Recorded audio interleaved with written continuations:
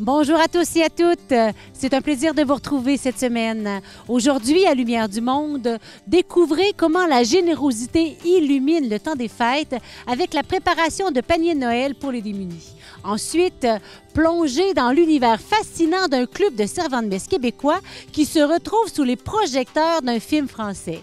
Et enfin, vivez une expérience unique avec une messe célébrée en plein cœur d'un powwow où foi et tradition autochtone se rencontrent. Bonne émission!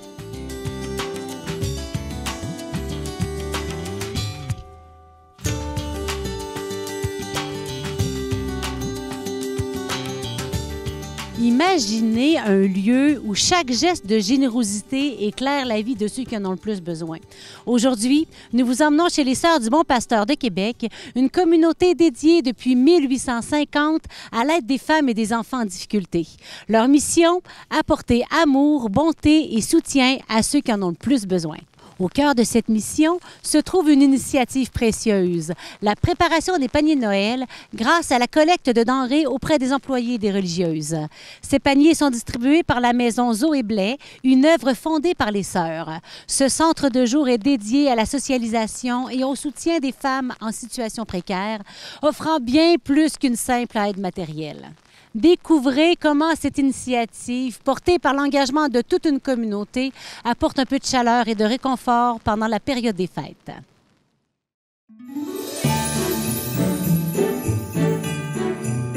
Je suis Asbrady Diaz, je viens de la Colombie et je suis arrivée ici dans l'année 2021.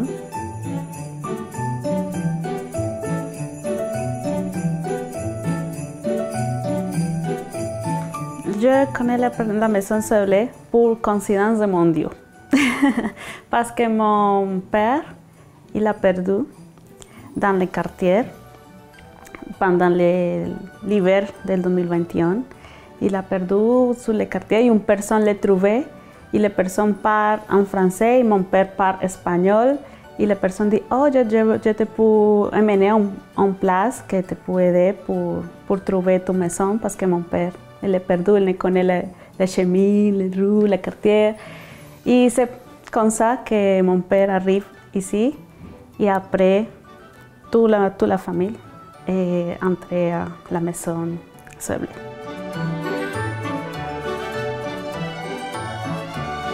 Bienvenue au Bon Pasteur de Québec.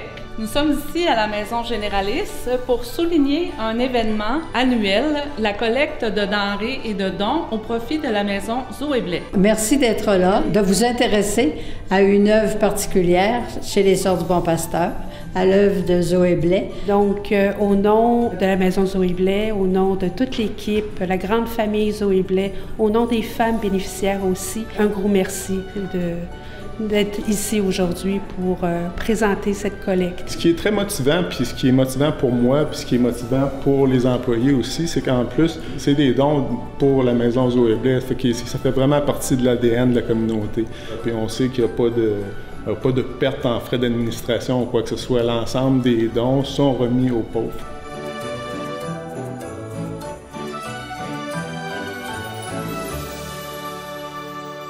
Ici, j'ai trouvé beaucoup de choses parce que ici, c'est une bonne équipe de travail. C'est une personne très gentille, généreuse, aussi solidaire, comme toutes les personnes immigrantes, aussi les personnes québécoises. Et ici, j'ai trouvé beaucoup d'aide pour toute ma famille, aussi l'aide alimentaire, aussi aide pour améliorer mon français. Maintenant, c'est comme ma famille, j'ai beaucoup aimé toutes les personnes qui travaillent ici. Pourquoi que cette cause me tient à cœur, c'est que c'est du concret. Je vois la différence que ça fait dans la communauté et moi-même, je viens de passer par ce moment-là, donc je sais que c'est important de donner. Apprendre à recevoir aussi, c'est une autre étape dans la vie, puis en équipe, on est plus fort que tout seul. Fait que aussitôt que je peux, je tends la main parce que j'ai reçu énormément d'aide dernièrement, puis ça fait vraiment une différence dans une vie. Puis ça nous soulage les épaules aussi. Je suis immigrante ivoirienne et là je suis préposée aux bénéficiaires au Bon Pasteur. Et étant immigrante, on m'a tendu la main. Donc c'est comme un devoir et puis j'aime aider j'aime aider. C'est important pour moi aussi d'apporter du bonheur à ceux qui n'en ont pas. Et c'est pour ça que je me suis vraiment donnée à cette collecte. Parce que dans le fond, la mission du départ des Sœurs du Bon Pasteur, c'était d'aider les démunis et les femmes dans le besoin. Fait que c'est sûr que c'est comme une façon de continuer leur travail. Fait que moi, ça m'inspire beaucoup. Pour moi, représente la générosité de toutes les personnes qui donnent un peu de son argent, de son corps, pour aider à d'autres personnes. C'est pour moi ce qui représente le panier de Noël, parce que c'est la générosité de les personnes québécoises, aussi de l'organisation Altruza, aussi de la Hermandad Bon Pasteur, aussi. Et c'est une organisation que je trouvais que c'est très, très généreuse et solidaire avec les autres personnes qui ont besoin d'aide.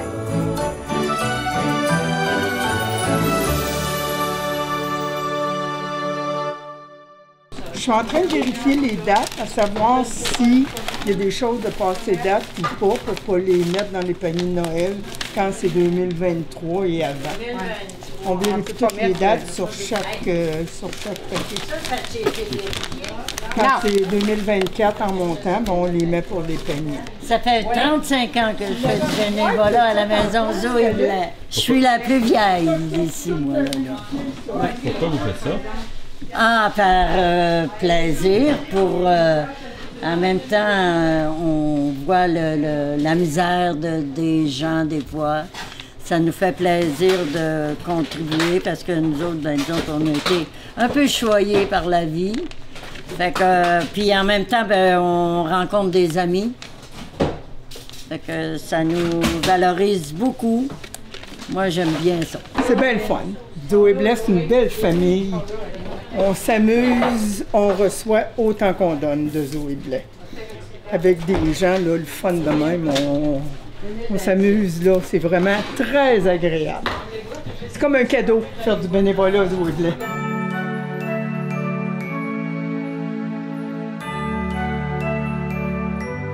La Maison Zoé Blais, en fait, elle a été fondée par les Sœurs du Bon Pasteur. C'est une œuvre des Sœurs qui, au départ, était vouée à aider des femmes démunies.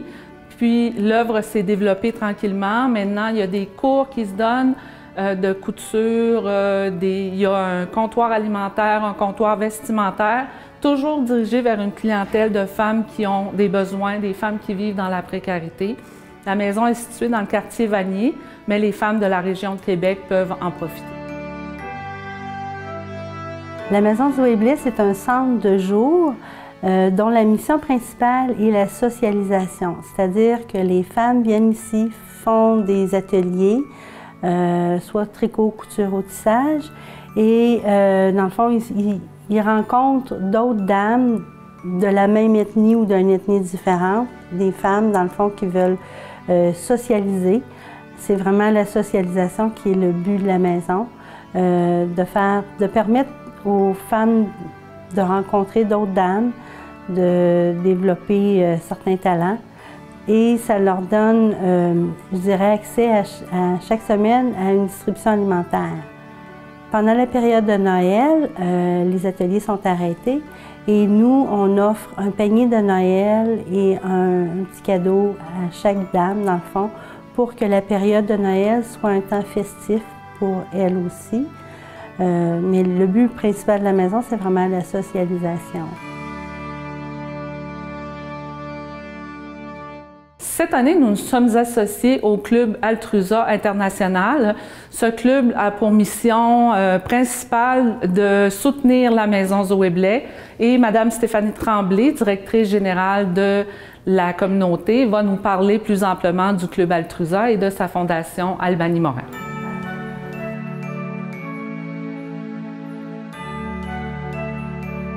Le Club Altruza est un organisme de service international fondé en 1948. Et la Fondation Albany Morin a été créée par le Club Altroza de Québec en 1983. En fait, c'est que le but de cette fondation est de promouvoir, de protéger, de développer et de favoriser les intérêts socio-économiques et familiaux des femmes. Également, la principale œuvre de la Fondation Albany Morin, c'est de venir en aide à la Maison Zoé Blais, qui actuellement soutient plus de 35 familles dans le besoin. Et aussi, la Maison Zoé Blais, c'est la dernière œuvre qui a été fondée par les Sœurs du Bon Pasteur et qui est aujourd'hui toujours administrée par les Sœurs. Donc moi, en tant que directrice générale, c'était très, très important pour moi de susciter l'engagement des employés et de les mobiliser autour de cette cause qui est d'améliorer la qualité de vie des femmes en situation précaire dans notre communauté. Les employés sont très dévoués, très dédiés, dans le fond, pour les Sœurs. On les aime énormément, vraiment. Premièrement, j'aimerais remercier à la Maison Zoé Blais pour toute l'aide qu'elle donne à toutes les personnes, aussi à ma famille, pour la nourriture, parce que parfois c'est difficile la situation économique, de travail, aussi pour l'immigration. C'est difficile beaucoup de processus pour faire une bonne adaptation, mais il y a beaucoup d'organismes qui aident, mais la Maison Zoé Blais, c'est un organisme excellent pour moi et pour toute la famille qui recevoir tout l'aide de la Maison Zoé Blais.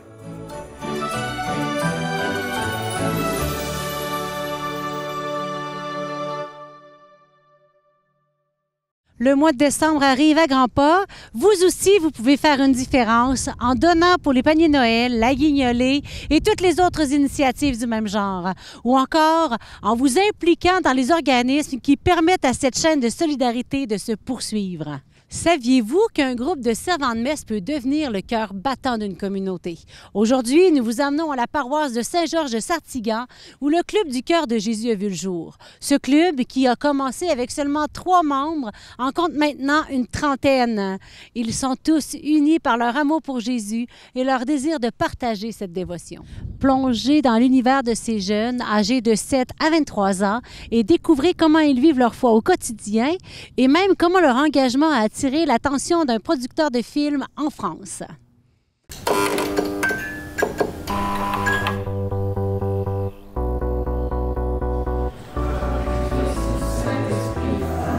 C'est le fun de pouvoir partager, faire des activités avec des jeunes de notre âge qui pensent comme nous.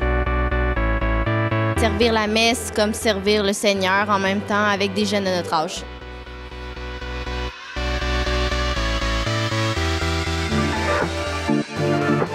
On m'a dit qu'il y avait un nouveau club ici dans la paroisse de Saint-Georges de Sartiguan qui était démarré. C'est quoi ce club-là? Bien, c'est le Club du Cœur de Jésus. Le Club du Cœur de Jésus, bien, c'est un club qui a démarré avec un petit groupe de servants de messe. On a commencé, on était 3 et maintenant on a 30 inscriptions au Club du Cœur de Jésus. On a des jeunes de 7 ans à 23 ans. La seule chose qui est obligatoire dans le Club du Cœur de Jésus, bien, c'est d'aimer Jésus et puis de vouloir le faire connaître, le faire aimer son cœur. Alors, est-ce qu'il y a plusieurs activités dans ce club-là? Qu'est-ce qu'un jeune qui arrive dans ce club-là va vivre? Par exemple, l'été dernier, on a fait un pèlerinage. On est allé visiter le Montmartre canadien. Un repas ensemble, toujours gratuit pour les jeunes. Ensuite de ça, une journée d'activités, des activités sportives, des jeux, des bricolages. On y va selon l'âge aussi. Puis les plus vieux font l'animation pour les plus jeunes. La table ici, c'est des objets religieux. C'est au profit de quel organisme? C'est quoi? Bien, en fait, on vend des objets pour le Club du Cœur de Jésus. C'est le groupe de servants qu'on a à Saint-Georges, dans l'Église de l'Ouest, c'est-à-dire ici. Puis, on ramasse des fonds pour les voyages qu'on veut faire, exemple les pèlerinages ou comme la semaine passée, on a fait un pèlerinage au Montmartre. Puis c'est grâce aux dons qu'on a recueillis avec un repas bénéfice qu'on a fait et les objets qu'on vend. Fait que les objets, c'est en partie pour ça. Donc là, toi, t'as quel âge? Moi, j'ai 16 ans, je suis en secondaire 5, je suis aussi dans les cadets. Je m'implique beaucoup dans beaucoup de choses, j'ai une grosse horaire. Alors, pourquoi est-ce que t'as embarqué dans ce club-là? J'ai embarqué parce qu'il y a 2 ans, je suis venu servir pour la première fois comme n'importe qui. J'ai fait « Ah, ça peut être intéressant ». Puis Jimmy, ici, est arrivé, il m'a dit « Ah, ben si tu veux continuer, tu peux guider les autres, tu commences à bien connaître ça ». Fait que on a fait comme les servants de base on ferait. Alors, j'ai fait le service de l'hôtel, l'ensemble, puis après ça, on a commencé à faire des activités, puis on a essayé de se développer autant qu'on peut. Puis maintenant, on a réalisé quelque chose d'incroyable. Quel moment charnière il peut y avoir dans l'année de votre club? Il y a eu un moment vraiment magnifique au mois de juin. Ça a été la consécration des jeunes servants, une vingtaine de jeunes qui se sont consacrés au Sacré-Cœur. En 2024, c'est pas tout à fait courant. Une vingtaine de jeunes consacrés au Sacré-Cœur et il y a des séquences de ça qui vont être diffusées dans le film qui va sortir en 2025 en France sur le Sacré-Cœur. Son règne n'aura pas de fin. Voici ce cœur qui attend. Comment est-ce que vous êtes arrivé à être en lien avec un projet Saint-Georges, France? Un ami Facebook qui a entendu parler du Club du Cœur de Jésus, qui a parlé à ce producteur-là, qui m'est revenu avec ça et qui m'a dit « Bien, il faut absolument que tu fasses partie du film en tant que témoin du Sacré-Cœur et que le club fasse partie du film aussi. » Et puis c'est comme ça que c'est arrivé. Embrasse-le d'amour et de charité. Fais grandir en moi le désir de la sainteté. Par le cœur immaculé de Marie, moi, je me consacre tout entier à ton Sacré-Cœur pour t'aimer et te faire aimer. Amen. Alors, la dévotion au Sacré-Cœur, elle vient de où? Dans mon cas, elle vient de petits garçons chez ma tante religieuse, les Sœurs de Sainte-Jeanne d'Arc. Le fondateur, le Père Marie-Clément Staub, vénérable, un grand apôtre du Sacré-Cœur de Jésus, m'a toujours impressionné comme personnage. Encore aujourd'hui, je le prends comme modèle. Et puis, le Père Marie-Clément Staub, j'ai lu de ses écrits, puis je me suis dit, ben, je peux faire ça moi aussi. Ben, à ma mesure, qui est toute petite comparée à lui, mais je me suis dit, je suis capable de faire connaître le Sacré-Cœur, de le faire aimer et de relancer la dévotion au Sacré-Cœur, c'est gros, là.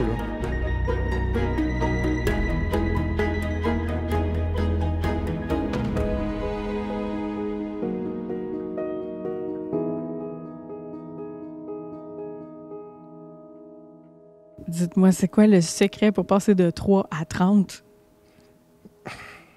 L'accueil. L'accueil, puis d'être joyeux avec les jeunes, de toujours les aimer. S'ils font des erreurs, tu fais comme hey, c'est pas drôle d'avoir fait, mais c'est pas grave. Dans les servants, dans le Club du Cœur de Jésus, on essaie de ne pas avoir des gros règlements, là. On y va simplement. On les aime, nos jeunes, on veut qu'ils soient joyeux, qu'ils aiment ça. Puis c'est pour ça qu'ils reviennent, parce qu'on leur fait quelque chose d'intéressant et de simple. Pour l'avenir du Club du Sacré-Cœur de Jésus, qu'est-ce que tu souhaites? Qu'est-ce que tu souhaites? Bien, je souhaite qu'encore plein de jeunes viennent s'inscrire au Club du Cœur de Jésus, puis aussi qu'on ait du rayonnement, que d'autres communautés nous disent « Mais comment vous avez fait ça? » Qu'on aille les rencontrer, puis qu'on leur dise « Bien, vous commencez comme ça, tout simplement, puis vous allez vers ça. » On est ouvert à ça, puis ça va nous faire un grand plaisir. As-tu un souhait pour le Club du Cœur de Jésus? Moi, mon souhait, je pense que c'est plutôt simple, qu'on ait plus de membres encore, même si c'est incroyable qu'on ait une équipe aussi grande, mais aussi qu'on continue de faire des belles activités comme on fait présentement, puis que ça continue comme ça le plus longtemps possible. Fait que toi, tu es dans le Club du Sacré-Cœur de Jésus.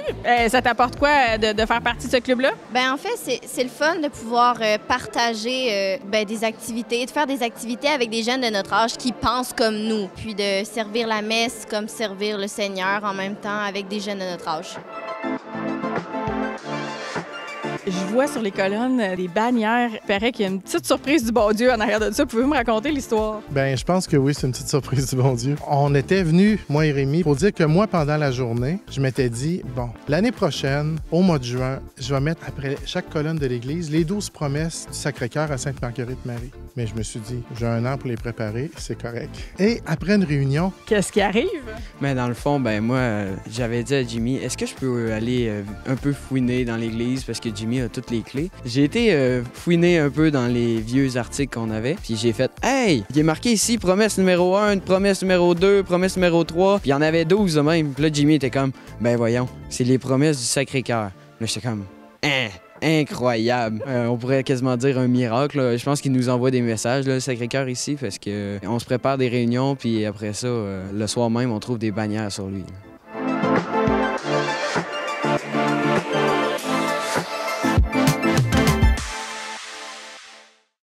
L'été dernier, la communauté de Wendake a accueilli une messe spéciale au cœur de son traditionnel powwow, un événement riche en culture et en histoire. Monseigneur Marc Pelchat, évêque auxiliaire à Québec, a présidé cette célébration unique à la chapelle Notre-Dame de Lorette, où la foi catholique et les traditions de la nation Huron-Wendat se sont harmonieusement rencontrées. Découvrez comment cette messe, intégrée aux festivités du powwow, a rassemblé des personnes de tous les horizons pour un moment de communion et de partage, un événement qui renforce les liens entre les communautés.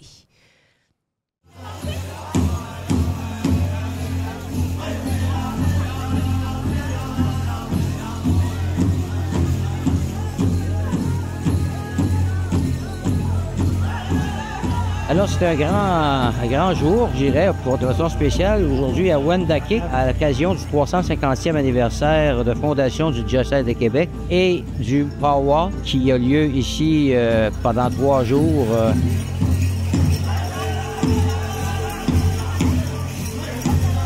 Nous sommes à l'entrée de l'église de la communauté Notre-Dame de Lorette de Wendake.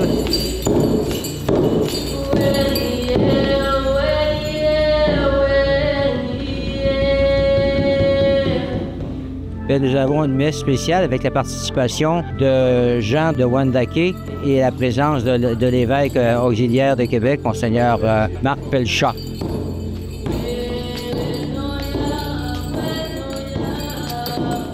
La culture de la nation Huron-Wendat est ancrée dans des traditions transmises de génération en génération. Et c'est ce que ce powwow et d'autres événements aussi veut célébrer en ces jours. Votre langue, vos coutumes, votre art et votre savoir-faire sont des trésors qui méritent d'être célébrés et préservés. Nous partageons avec vous une histoire longue et complexe. Cette histoire démontre de votre part une résilience incroyable qui vous a permis de traverser les épreuves du temps et de vous épanouir à nouveau comme une nation fière, tout en reconnaissant le passé avec ses ombres et ses lumières. Il est important d'habiter le présent et de se projeter dans l'avenir. J'ai pas grandi dans ces chants-là, mais je connaissais pas les chants. Je les ai comme appris, ça fait quelques années là, que je me réapproprie un peu plus la culture. Pour moi, c'est important les messes. Quand animer comme ça les messes du powwow, c'est de quoi de valorisant pour le monde, la population, puis ça nous fait connaître en même temps. La purification, comme ils ont fait au début, ça pour nous autres, c'est très important, les Autochtones. On prend de la sauge qu'on fait. Puis les plumes qu'on utilise, c'est des plumes d'aigle ou des plumes de dindon sauvage pour faire la purification. J'étais très heureux d'être ici parce que hier, j'étais à mon chalet et j'ai dit, il faut que je revienne pour la messe demain. Pour moi, c'était important d'être ici. Parmi toutes les relations entre les Européens et les Autochtones, entre l'Église catholique et les nations et les premiers peuples, il y a je dirais, une relation privilégiée entre l'Église catholique et les Hurons-Wendat. Dès le début de l'évangélisation, c'est-à-dire au début du XVIIe siècle, beaucoup de Hurons-Wendat se sont convertis.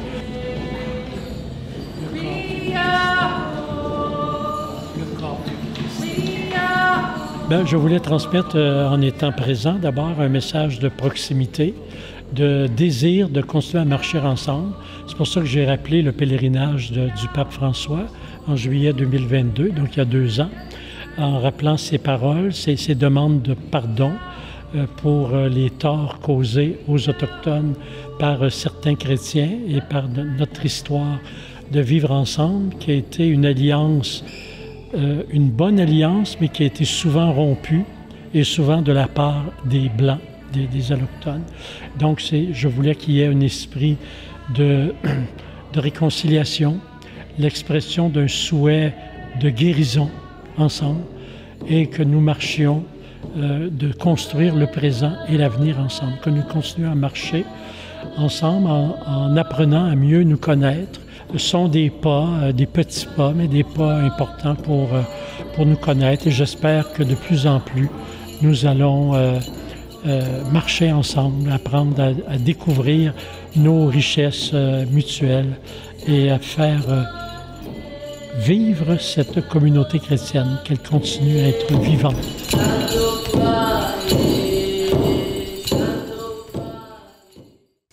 Dans l'Évangile de ce dimanche, Jésus déclare à Pilate « Ma royauté n'est pas de ce monde ». Cette affirmation nous invite à réfléchir sur la nature de la royauté de Jésus. Une royauté fondée sur la vérité, l'amour et le service, plutôt que sur le pouvoir et la domination.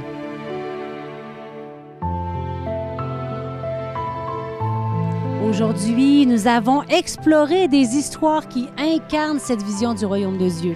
À travers la générosité des Sœurs du Bon Pasteur et des employés qui préparent des paniers de Noël pour des personnes en situation précaire, nous voyons un exemple concret de ce que signifie servir avec amour et compassion.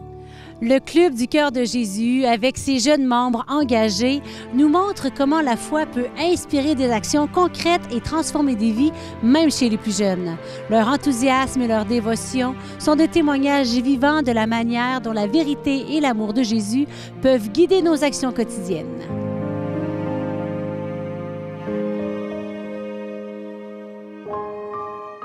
Enfin, la messe au cœur du powwow de Wendake nous rappelle l'importance de l'unité et de la communion entre les cultures et les traditions. Cette célébration unique, où les traditions Wendat et la foi catholique s'harmonisent, illustre la beauté de la diversité et de la rencontre.